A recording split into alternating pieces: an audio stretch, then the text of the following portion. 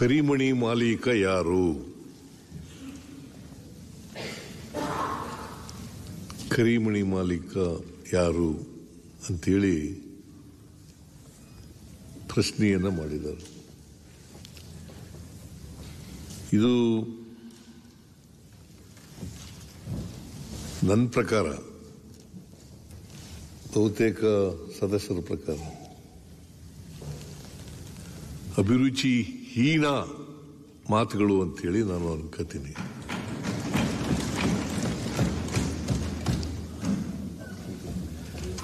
ನಾನು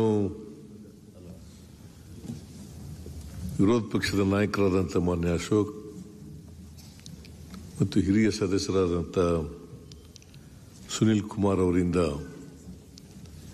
ಇಂಥ ಮಾತುಗಳನ್ನು ನಿರೀಕ್ಷೆ ಮಾಡಿರಲಿಲ್ಲ ಅಂತೇಳಿ ಸದನದಲ್ಲಿ ತಿಳಿಸಲಿಕ್ಕೆ ಬಯಸ್ತಾ ಇದ್ದೇನೆ.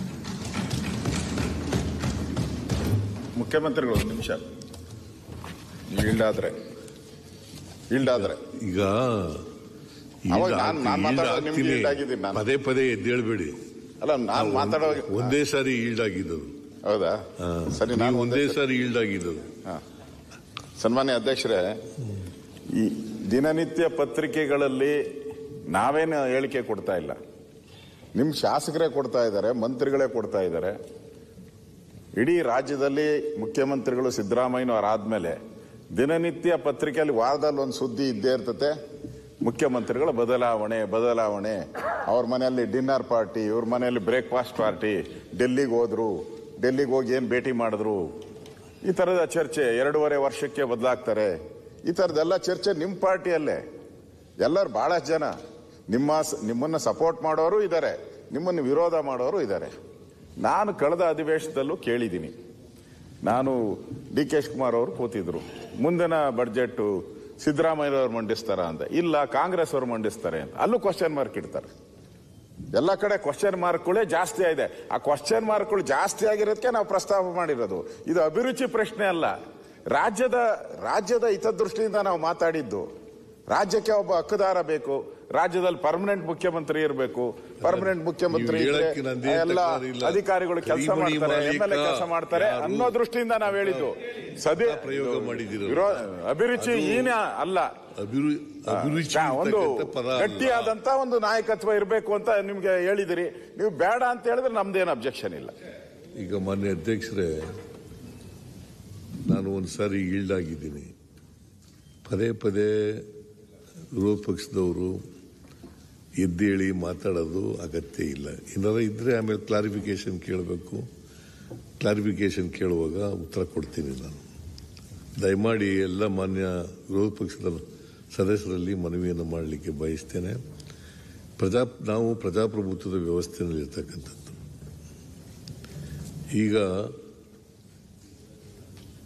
ಯಾರ್ಯಾರು ಏನೇನು ಹೇಳ್ತಾರೋ ಅವೆಲ್ಲನೂ ಕೂಡ ಇಲ್ಲಿ ರಾಜ್ಯಪಾಲರ ಭಾಷಣದ ಮೇಲೆ ಮಾತಾಡಕ್ಕಾಗಲ್ಲ. ನಾವು ಇಲ್ಲಿ ನೀವು ಪದ ಪ್ರಯೋಗ ಇದೆಯಲ್ಲ, ಕರಿಮಣಿ ಮಾಲೀಕ ಯಾರು ಅಂತಕ್ಕಂಥದ್ದು ಕೀಳು ಅಭಿರುಚಿಯ ಪದ ಅಂತಕ್ಕಂಥದ್ದು ಅಷ್ಟೇ ಹೇಳಲಿಕ್ಕೆ ಬಯಸ್ತೇನೆ ನಾನು. ಹಂಗೀಗ ನಿಮ್ಮ ಪಾರ್ಟಿನಲ್ಲಿ ಭಿನ್ನಾಭಿಪ್ರಾಯಗಳಿಲ್ವಾ? ಪ್ರಜಾಪ್ರಭುತ್ವ ರೀತಿಯಲ್ಲಿ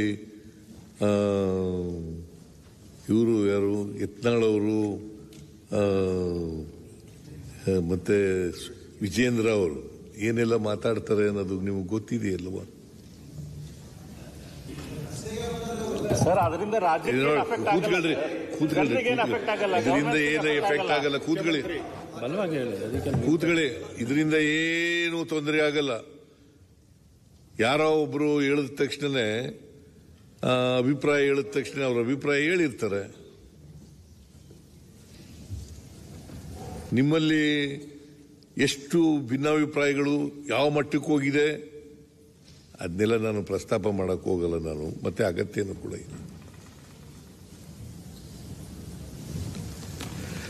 ಸೊ ನಾನು ಇದು ಅಭಿರುಚಿ ಹೀನ ಅಂತ ಅಷ್ಟೇ ಹೇಳಿದ್ದೀನಿ. ನೀವು ಇಲ್ಲ ಅದು ಅಭಿರುಚಿಗೆ ಸರಿಯಾಗಿದೆ ಅಂತ ಅನ್ಕೊಂಡ್ರೆ ಓಕೆ. ಕರಿಮಣಿ ಮಾಲೀಕ ಯಾರು ಅಂತ ಕೇಳೋದು ಸರಿಯಾಗಿದೆ ಅಂತಂದ್ರೆ ಓಕೆ, ಜನ ತೀರ್ಮಾನ ಮಾಡ್ತಾರೆ ಅಂತಿಮವಾಗಿ. ಜನ ತೀರ್ಮಾನ ಮಾಡ್ತಾರೆ ಅಂತಿಮವಾಗಿ. ಮಾನ್ಯ ಅಧ್ಯಕ್ಷರೇ, ಈ ಬಸನಗೌಡ ಪಾಟೀಲ್ ಅವರು, ಯತ್ನಾಳ್ ಅವರು, ಇವರು ಕೂಡ ಮಾತನಾಡಿದ್ದಾರೆ. ಅವರಿಗೆ ಧನ್ಯವಾದಗಳು. ಅವರು ಏನು ಸುಳ್ಳು ಹೇಳ್ಬಿಟ್ಟಿದ್ದಾರೆ ಅಂತಂದ್ರೆ, ಸದನಕ್ಕೆ ದೊಡ್ಡ ಸುಳ್ಳನ್ನ ಹೇಳ್ಬಿಟ್ಟಿದ್ದಾರೆ. ಅವರು ಈ RSS ಬೈಠಕ್ನಲ್ಲಿ ಇದ್ದಾರೋ ಅಥವಾ ಇಲ್ಲಿ ಆ ಸದನದಲ್ಲಿದ್ದಾರೋ ಅಂತ ಗೊತ್ತಿಲ್ಲ ನನಗೆ. ಏನಂತ ಹೇಳಿದ್ದಾರೆ ಅಂತಂದ್ರೆ,